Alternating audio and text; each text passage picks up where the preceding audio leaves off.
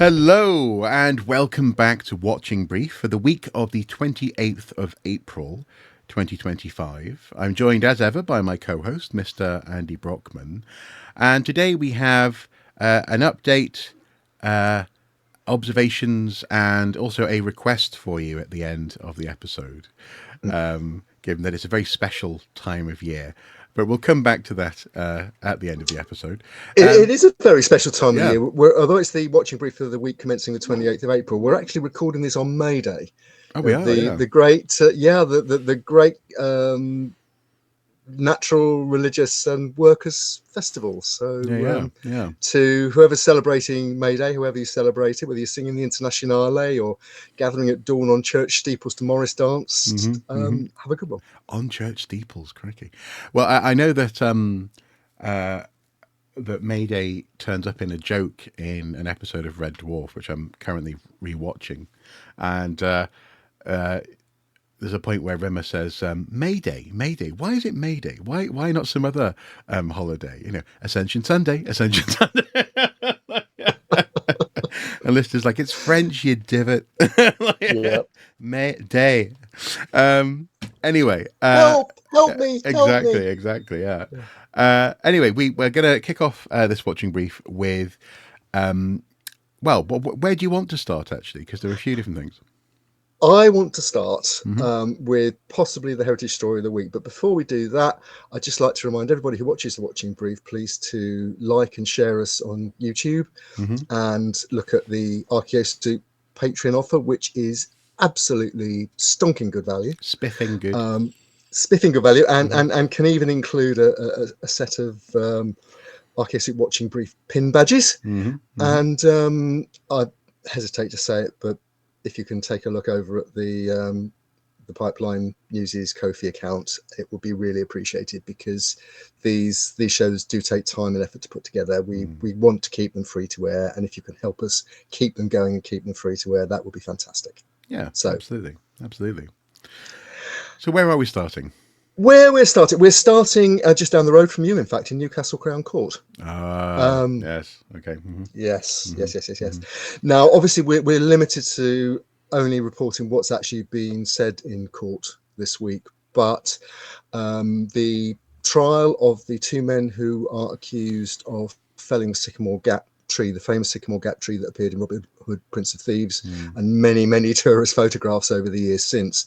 Their trial began on Monday. We're now on day 4. Evidence is still being heard, so we thought we'd just bring our viewer up to date on what's been going on. It's been it's turning into an iconic case simply because the Sycamore Gap tree had that iconic cultural state. I mean, you made the point that many more trees are felled in the making of your average bypass. Well, and the reason I made that point is because that point was being made an awful lot at the time by folks who either sincerely or quite possibly just cynically were saying, why do we care about this tree when there are so many others that are being felled? Why are you making such a big deal about it? And really, I suspect a lot of the commentary along those lines was basically just saying, just be quiet, I don't care about a tree. And they were trying to sort of guilt people into being quiet about it. But the reason for this tree being important is because of its cultural significance. It is an icon, or it was an icon. It still is, I suppose, now an icon as a stump that is regrowing. It still has life, but also as well, it in many ways is a pointer and was a point of focus for people across the country about environmental issues. In that sense, the fact that it is gone did bring people's attention to these broader aspects as well. So I think it's a bit like the argument when people go, why should we do anything about climate change when China isn't doing anything? And you go, well, actually, China's leading the world on renewables. People want to say these things, I think, because they're, frankly, they're intellectually lazy often, I think. Yeah, I mean, and these discussions will go on even after this case has concluded, whichever way it concludes. It's scheduled to last for 10 days, so there's basically another week to go before we're likely to get a verdict. And the other thing that is important to remember is the cultural significance is an aggravating factor and the heritage aspects are an aggravating factor if and when anybody is actually convicted. And in fact, this week we saw evidence from both the National Trust and from Historic England about the both the importance of the Sycamore Gap and the Sycamore Gap tree and the symbolism of it, particularly after Robin Hood, Prince of Thieves. Made it world famous, but also as a simply because they used it as a really spectacular location. And no connections with the Robin Hood story whatsoever. The connection is with an early 90s Hollywood action epic. But also the fact that in felling the tree, whoever did it, it caused over £1,000 worth of damage to a World Heritage Site, Hadrian's Wall. Yeah. So, well, and as it stands, evidence has been presented that suggests it was cut in order to fall in that direction. That there was a taken out of the tree, supposedly. Again, guilt, etc., is yet to be determined in this case, but that's a piece of evidence which has been presented. Yes, I mean, just to fill in the background briefly, the case concerns Daniel Michael Graham, age 39, who is from Carlisle, the other end of Hadrian's Wall, and also Adam Carruthers, who is 32 and from Wigton in Cumbria. Again, around the western end of the wall, and of the from the northwest rather than the northeast, where you're sitting. They are accused of criminal damage, 2 counts of criminal damage by felling a tree and damaging Hadrian's Wall. The prosecution has presented evidence that allegedly links them both to the site at the time when the tree must have been felled. Yesterday, the jury was shown a video from a mobile phone belonging to one of the men, which had been enhanced by the police and appeared to show the Sycamore Gap tree being felled, and a second person actually recording it.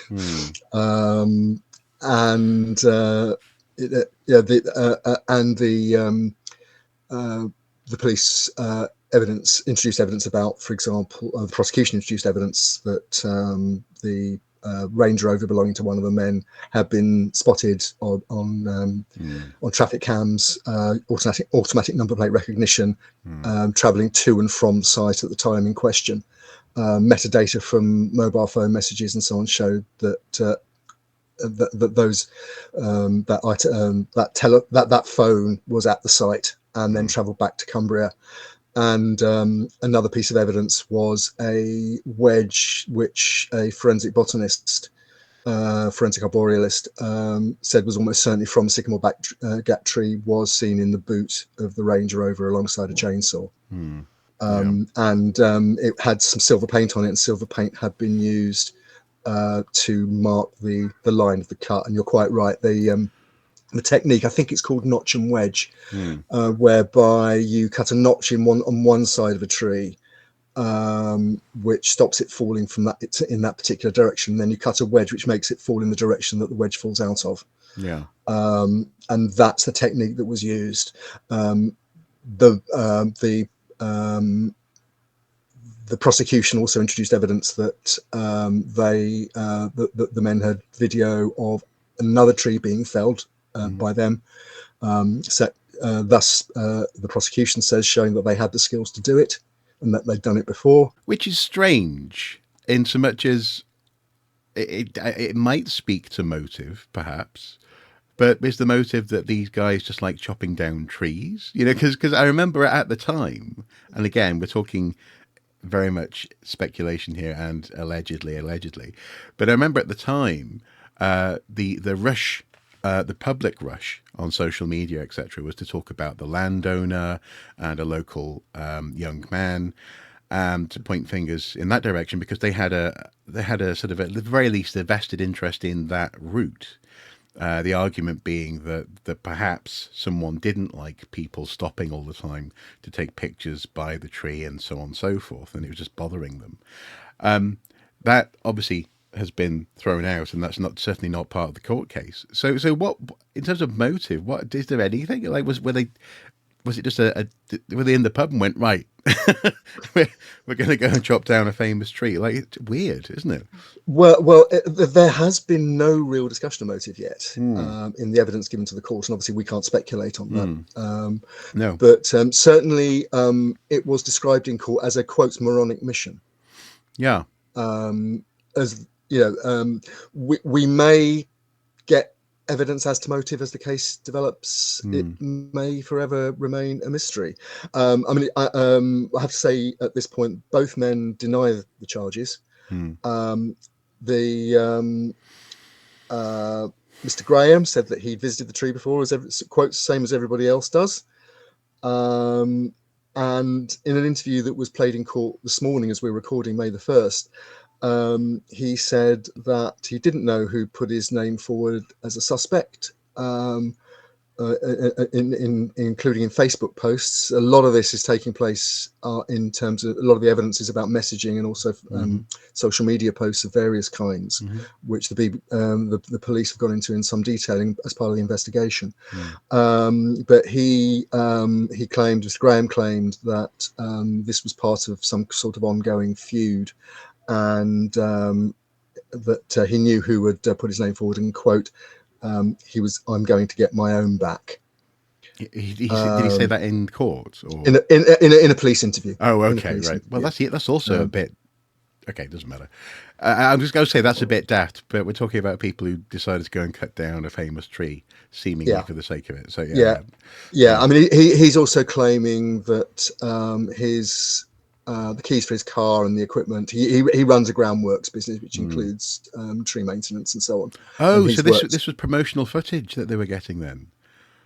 Right. We can't speculate. We're not allowed. We can't speculate on that because that's not evidence that's been presented in court. No, of course not. Sorry, I'm joking. Yeah, go on. Yeah, no, look. I mean, he claims that his car, his Range Rover, and his equipment was available to other people to use, and that actually he wasn't involved on that particular night. That someone else was using the car and chainsaw and phone. Right, I see. And phone. Right. Okay. Yeah. He said there was nothing on the phone that linked him to the event at all, and that he, quote, I've got no worries about anything on the phone, nothing at all, he told the police. Okay. Well, I guess we'll see what happens in this case. Yeah, exactly. As I said, the case is slated to run for 10 days at Newcastle Crown Court. It's just coming up for really halfway through, and we should expect a verdict towards the back end of next week, which I guess we'll report in the next watching brief. Yeah. Okay. Next, we have an update on the Roman Dodecahedron, the Norton Disney debacle. What's going on? Well, to bring our viewer back up to speed. In the last watching brief, we carried the story of how the Norton Disney History and Archaeology group had apparently asked the Portable Antiquities Scheme to take down an entry from the Portable Antiquities Scheme public database relating to a Roman period dodecahedron, which turned up at their well-regarded community dig in 2023. Again, just to remind people, the dodecahedron was one of the good news stories of 2024. It was a major find. These things don't turn up very often. They're intriguing. They're enigmatic. Nobody quite knows what they are. It's ritual is the usual sort of suspicion. Don't do that. Look, don't do that. We're very open about the fact that we just don't know what it is. I don't think people are necessarily. I think the other day I heard that sometimes they are found with wax associated with them. Sometimes there's been a hint of maybe a wooden rod being inserted through one. So I know what you're doing. I know what you're doing, but we don't need to spread the misinformation that all we say is it's ritual when we don't know. You know, you know, No, we don't know. That's no. fantastic. We don't know, and everybody loves a mystery, and Yeah. everybody loves the mystery of the Dodecahedron, and everybody loved the Dodecahedron when it was shown on Dig for Britain, BBC's flagship strand about archaeological discoveries. And everything seemed fine. And for months, the entry about the Norton Disney Dodecahedron was visible on the Portable Antiquity Scheme database, presumably with the full permission and acquiescence of Norton Disney themselves. And in fact, they were using it for fundraising purposes, because they're a local community project. They're charity. They don't have a huge amount of money. No. They have to fundraise for all their activities, and they were using it to garner publicity for themselves. And there's absolutely nothing wrong with that. Well, they were, but also as well, crucially, they were directly linking to the Portable Antiquity Scheme listing. And that's the point. On their website, That's the point. And that is what we discovered had changed when we came to investigate a copyright strike which Norton Disney had made against a maker in America who had put a replica of the dodecahedron up for sale on eBay, which they'd made using photographs from Norton Disney without permission. Absolutely legitimate for Norton Disney to ask for that to be taken down. It's a standard copyright strike that happens all the time on the internet. But what was striking, what we found, was that the Portable Antiquity Scheme, which had been linked to through a specific line with a hot link on the Norton Disney website, had suddenly disappeared, and the Norton Disney were absolutely linked to the takedown of the PAS database entry because they'd removed the link from their website. They'd adapted their website. There was a big pushback. Should we be a little bit more specific there? They removed the invitation to go and check out the listing on the Portable Antiquity Scheme website from their website. It wasn't just a link. It was a whole sentence context that said, we're very happy with this find. Here's the Portable Antiquity Scheme listing for it. Go and have a look. So that's what they removed. Yeah. That's right. That's right. Now, obviously, we got interested in that because the integrity of a public database that's paid for by the taxpayer, that's run by the British Museum, that is something that's important to researchers. And there'd already been suggestions online, and we talked about them again. I refer people back to our previous discussion, that there were accusations, and I'll put it no more than that, that Norton Disney was gatekeeping, that they were preventing other researchers and other people interested in the subject of dodecahedra from accessing and using images of the object. And their motives for doing that were being questioned. Now, supporters of Norton Disney, including Allen Archaeology, who work with Norton Disney and support their excavations, said that was unfair, that it was an absolutely legitimate community project, that there was nothing untoward going on, and that kind of the words pylon were used by various people was unfair. Well, in fact, so we were left basically with a mess. Yeah, and in fact, actually, Marc Allen took the time out to comment on our YouTube video about it. Indeed, he did. It's great, and we thank him. And we thank him for interacting like that. It's important to get that point of view.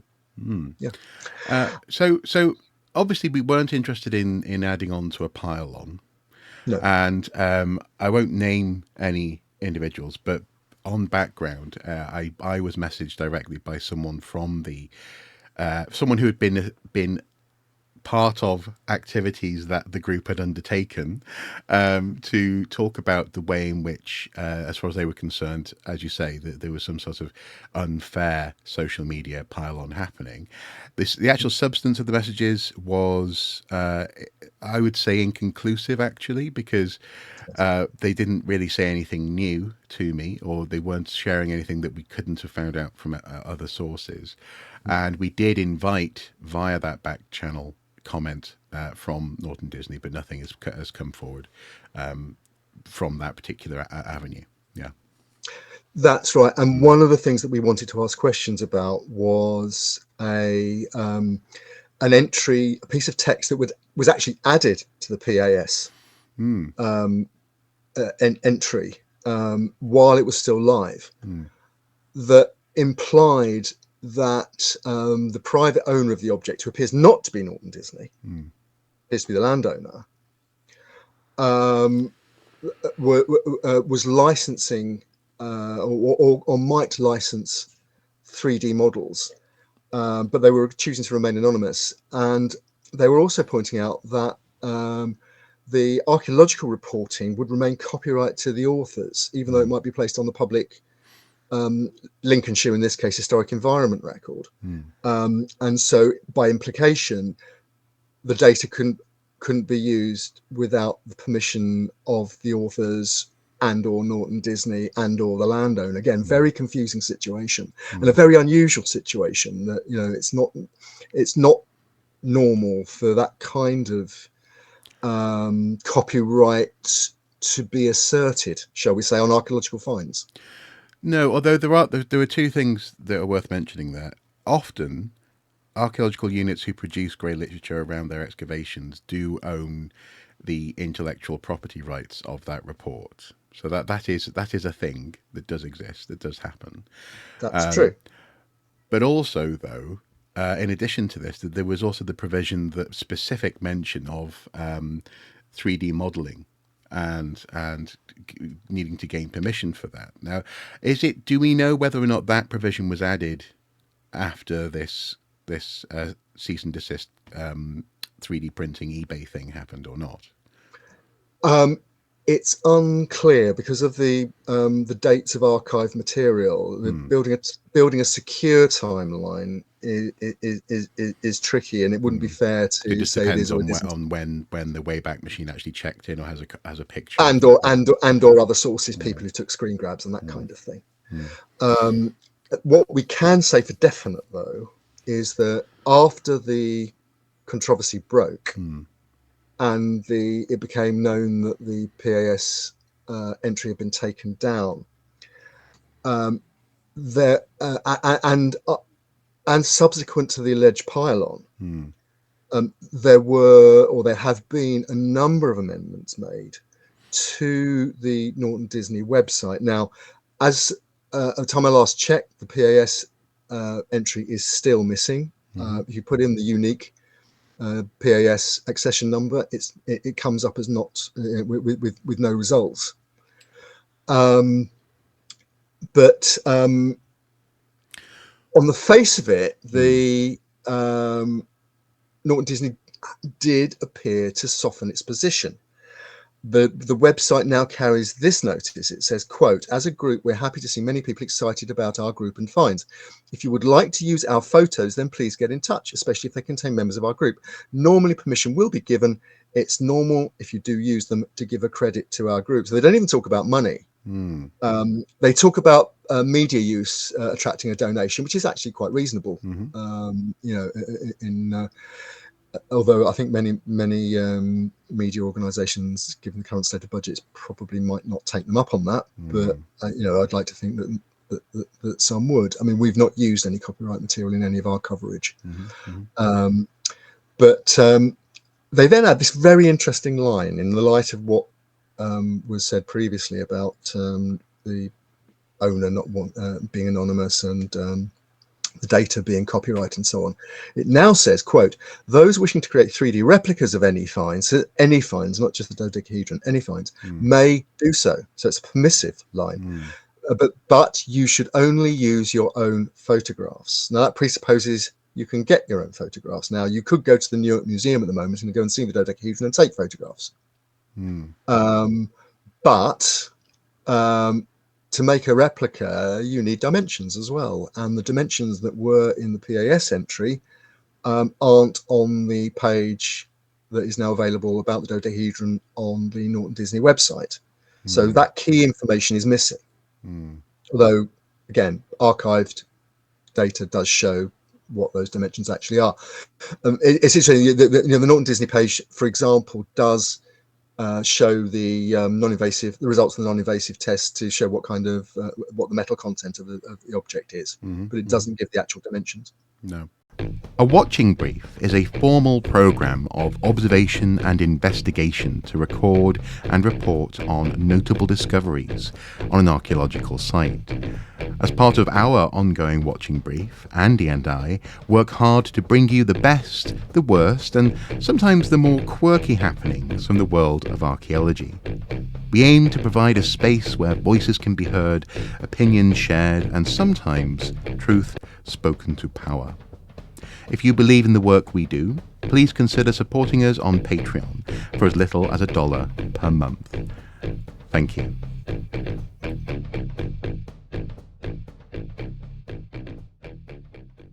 The last episode on this generated a lot of people talking about how legal situations need to be clarified and standard practice needs to be developed and so on and so forth for handling artifacts in a world where people can generate 3D models and 3D print things based on photographs. And I suppose that's fair. But what an awful lot of the conversation surrounding this stuff seemed to miss was, first of all, that our particular reason for reporting on this story was not to do with someone asserting their rights over photographs, because that was well within their purview and right. And we said that when we were first reported on this. It also wasn't to do with whether or not there is a legal complication around the use of photography and dimensions to produce material, produce whatever it is, from a photo. I think the reason we were primarily interested in and reporting on this is because of the completely bungled way in which it's been handled, the unclear response to that bungled handling, and most crucial of all, the implication that the PAS is far from a one-way database. It's not just a case of something goes on it and it stays there. I can understand, and I've always presumed that editing of listings would be necessary, and of course reformatting as and when the database develops over time, or adding information. But taking a listing down isn't something that you hear about very often, and that's the question that seemingly we're yet to have answered. I mean, I'm presuming you haven't heard back from the PAS or British Museum or others. No. Just to wind up, there were a couple of issues that we covered in the last video, which I just wanted to bring our viewer up to date on. One was there has been a suggestion from some archaeologists, not without reason, that because the situation is so ambiguous, there was the potential for the object to be sold. And a similar dodecahedron was sold a couple of years ago in Yorkshire at a commercial auctioneer's for north of 30 grand. So it's a reason, because of the anonymous ownership and the ambiguity about the chain of custody and so on. It was legitimate to ask that question. Now, again, as part of the although they didn't respond to our questions about that, both in the video and I approached them directly.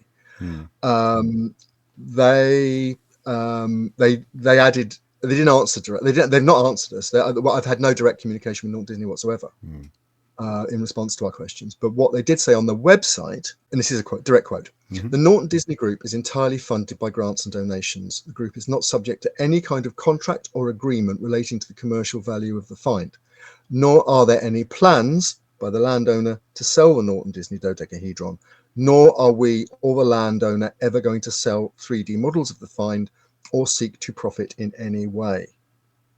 Now, two things on that. First of all, Norton Disney are not the owner, so they can't make that undertaking in perpetuity. And although there is no reason to doubt their bona fides on this, that they're telling the truth as they see it.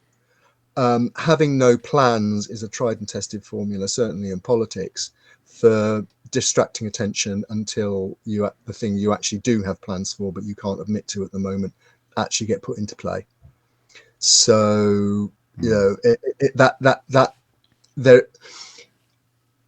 is a possibility that statement might not be as absolute as it appears. And it's not helped by a generalized lack of clarity, and also the fact that you had, over the course of sometimes more than once or twice a day, repeated edits to the website. So it was clearly being handled by lots of cooks in the kitchen, people going back and forth, reacting presumably to social media posts and so on and so forth as the situation unfolded. It as you say, it raises questions as to who what can you take from what someone says or any individual statement is saying about this particular instance. Yeah. Now, on the Portable Antiquities Scheme record, they also added another paragraph.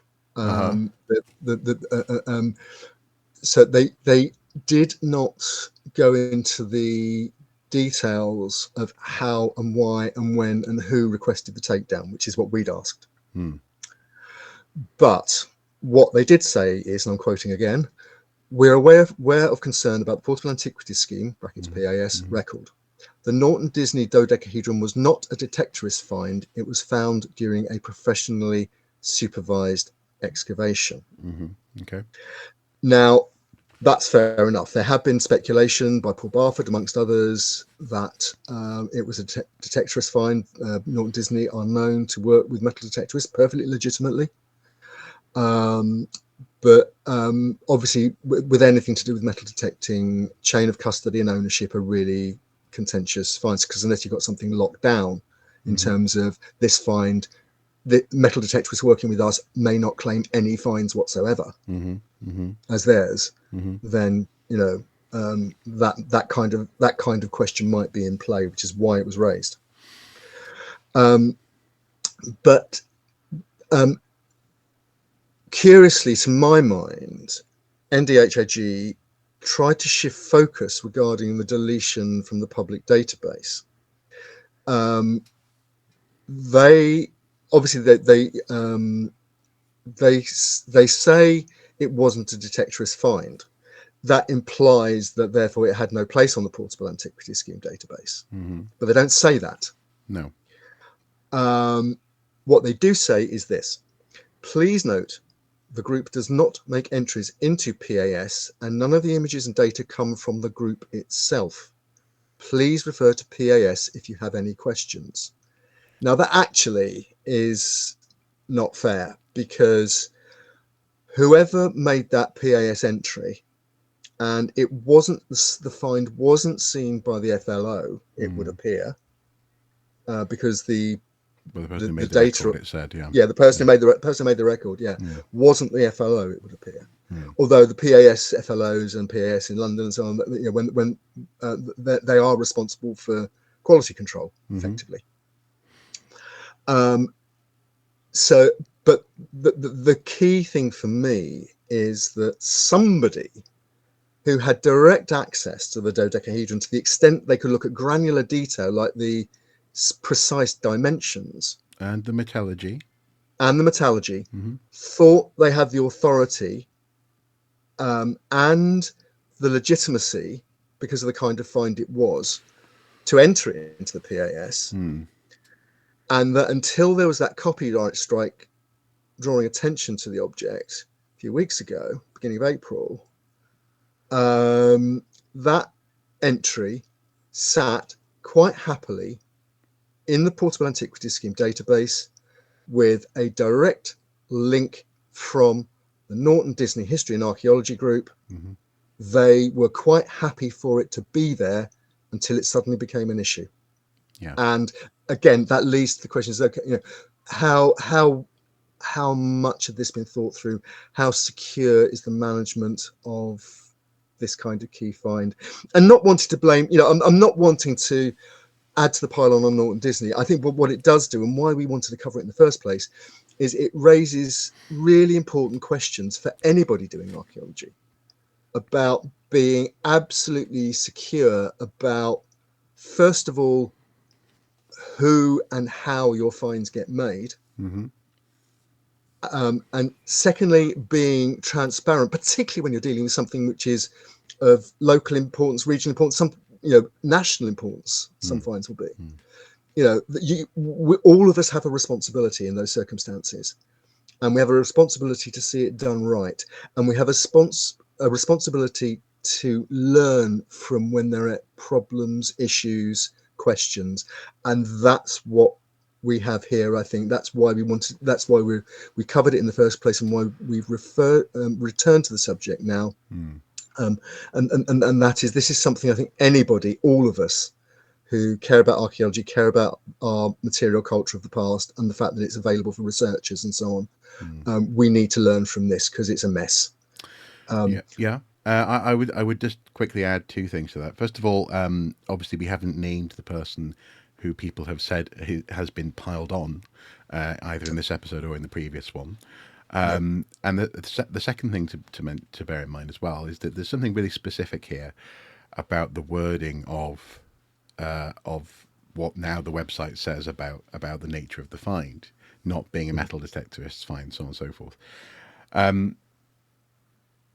We probably need clarity, if not from Norton Disney, because it doesn't seem as though they're responding to questions. But we need clarity probably in research agendas for archaeological digs as to what it means to have a metal detectorist on site going through the spoil heap or doing provisional tests of areas, prospecting for potential test pits and so on and so forth. Is that person acting as a subdivision or a subcontractor essentially for the dig, and therefore they are a metal detectorist, and when they detect metal then it's been detected by a metal detector? Or are they part of the broader machine of the archaeological dig, and when they detect metal it's part of a professional archaeological excavation? Because the wording, again, without clarity, leaves room for doubt, and that's unfortunate.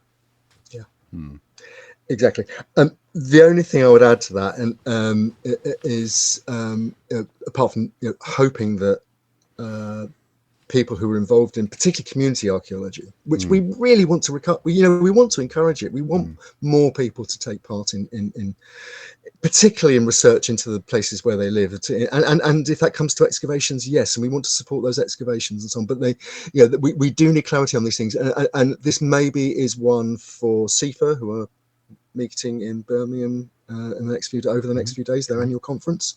For CIfA to come up with a policy as to how CIfA members will support community excavations like this, and what parameters they will ask, what guardrails they will ask to be put in place before they support community archaeology, such as chain of custody of finds and ultimate destination of finds, and the fact that nobody is going to attempt to make commercial gain from such finds. But also, obviously, the Council for British Archaeology, this would seem to be something where they should be looking at policy and maybe issuing even a policy note, policy guidance. Or otherwise this will happen again. What won't happen again, I suspect, though, is the last thing I want to mention, which is archaeology world being what it is. It wasn't just a pylon. There weren't just pylons, which are really regrettable. There was also an attempt to introduce the subject of cake. And over the Easter weekend, the hashtag Dodeca Bake Off emerged, with lots of photographs and methodologies of making replica dodecahedra in various forms of baked goods, and even Maltesers being used for the little round nobbles. If people are familiar, that sounds quite tasty. It was a brilliant sort of comment on what had been going on. Lots of satirical food for thought, and it was all in the public domain. And so, congratulations to everybody who took part in the Dodeca Bake Off. Okay, I did. I think I saw Graham Taylor had made a chocolate dodeca. He had, yes, he had indeed.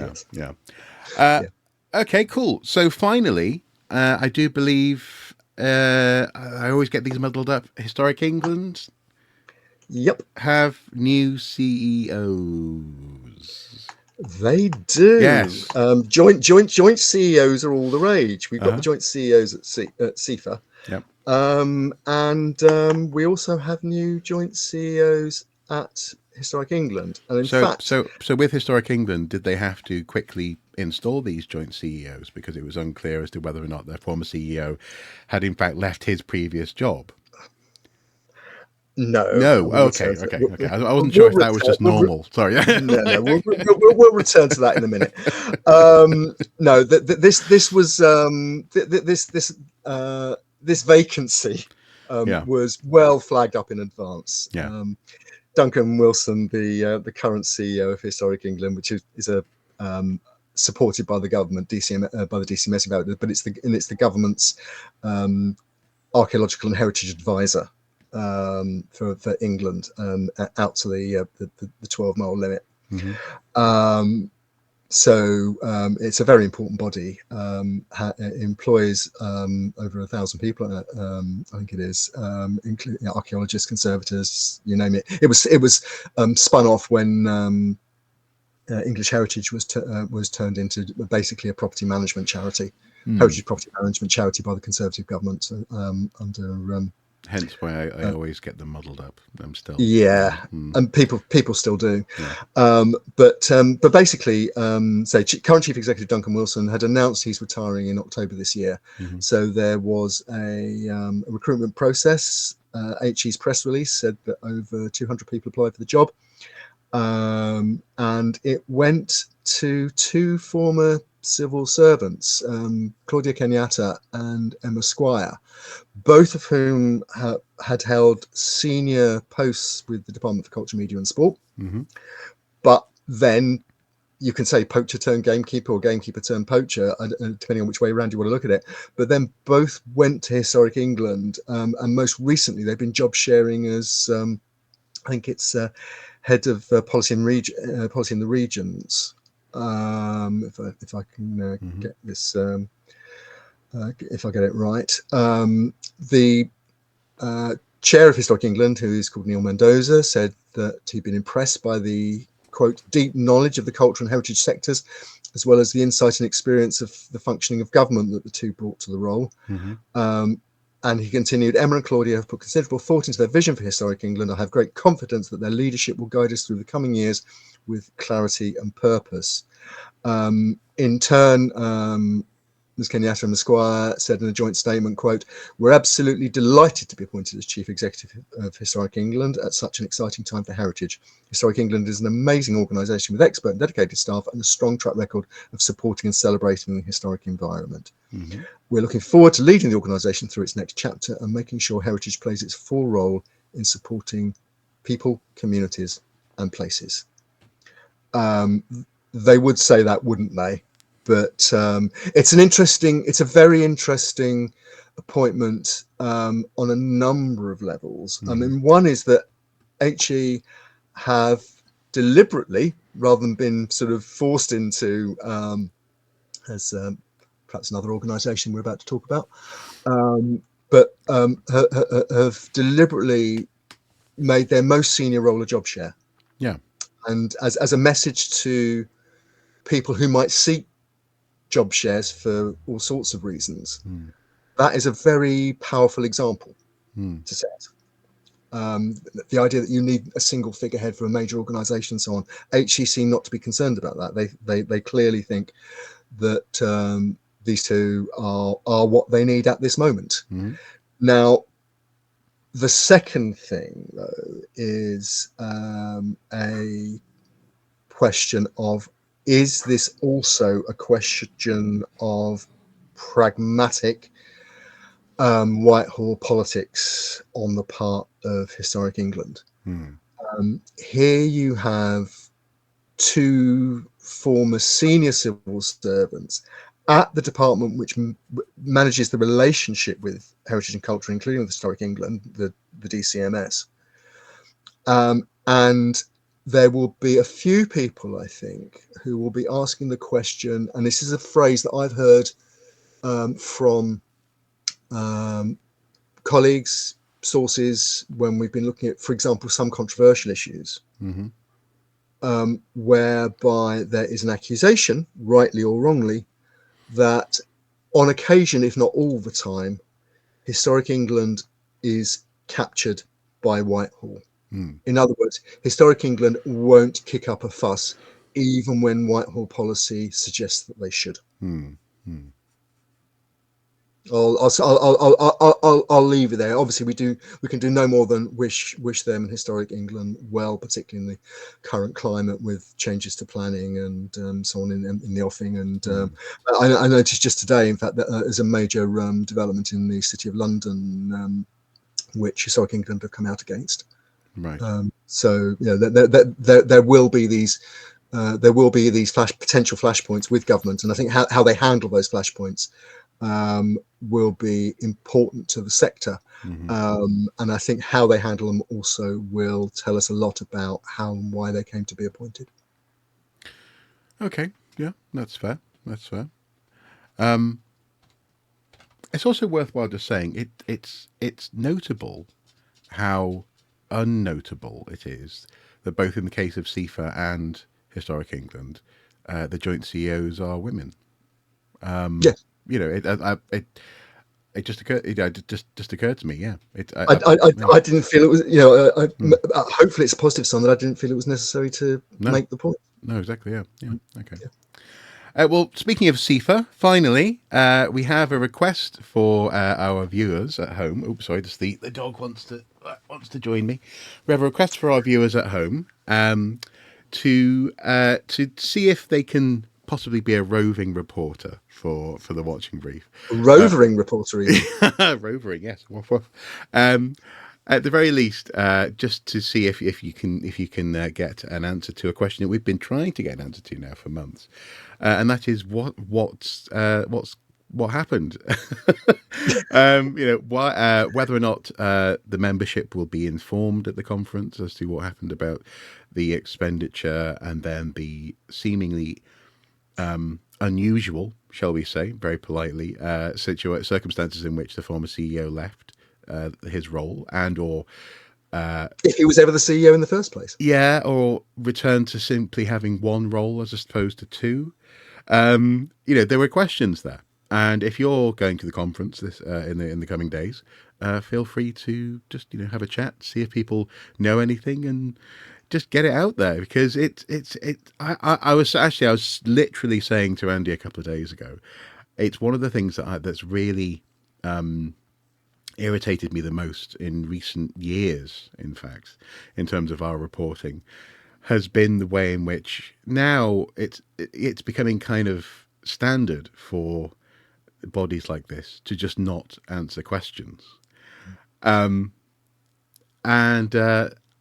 just don't think that's a good way of doing things. Now you could say that's a smart way of doing things from a certain standpoint, from a certain point of view, but certainly not, I think, if you are a organisation that relies upon fee-paying members, and then you're using, at least in part, some of that membership money in possibly failed and or maybe even frivolous ways, then you should be accountable to that membership.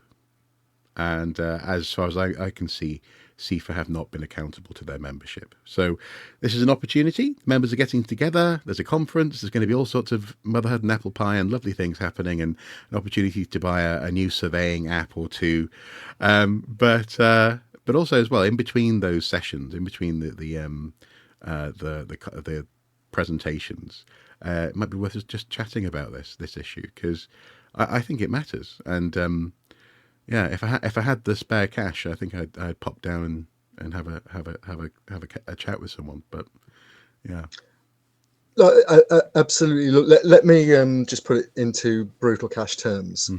We estimated, based on CIfA's accounts, that they spent approaching 20 grand on recruiting a new CEO using a high-end headhunting company who was in post for less than 6 months, appeared never to have left his previous job. Which, as far as I'm aware, he's now he's still with, and and then on the back of a fag packet, they put together a joint CEO package in-house to perfectly talented, admirable people from CIfA's own management, but they could have done that in the first place and not spent 20 grand. Yeah. So if that's what they really wanted. So I think CIfA members deserve an explanation. And because CIfA advocates for the whole sector by implication, because it intervenes with the government, it through its policies and guidance notes and so on, it attempts to define what an archaeologist is and who can do archaeology and how. There are people who are not CIfA members to whom what CIfA says and does are really important, and they're owed an explanation too, I think, because if the management is as dysfunctional at times, maybe not always, but if it's as dysfunctional at times as that episode suggests, then I think the whole sector needs to take a good look, and CIfA needs to take a good look at itself, maybe admit things could have been done better, explain, like with the Norton Disney, explain how and why it happened and how we can learn lessons for the future. Do you know a really great way for a chartered institute to do that? Go on. Make a chart. I was thinking more in terms of just sort of spend some really useful time in the bar at the conference, because that's probably where things will get sorted out more easily. But anyway, I'm old school like that. Some chalk on the dart scoreboard. You could make a little diagram. See, we thought he'd left his previous job, and anyway. Mention darts. Who wants to be the new chief exec FIFA? Let's see, FIFA. Let's have a game of 501. No, double start, double finish. Yeah. But Anyway. But unless, as I say, broadly speaking, it's notable and good that job shares are an option. And that these people, both in Historic England and in CIfA, were available to be appointed. So, good stuff. Absolutely. And just to finish, I would say, as we're winding up now, our usual, or my usual appeal, if you know anything about any of the stories we've discussed today, or you've got another story that you think we ought to cover in the Watching Brief or on Archaeosoup or on the Pipeline website, ways of contacting us are available on the Archaeosoup website, on the line below this video, and on the Pipeline website under the page "Tip us a story." So we need you to be able to tell you, and absolute discretion is guaranteed. Definitely, and maybe even the occasional view of a dog, apparently in shot. Grand. Thank you so much, everyone, for watching. We shall see you next time on the Watching Brief, and until then, do take care. Bye bye.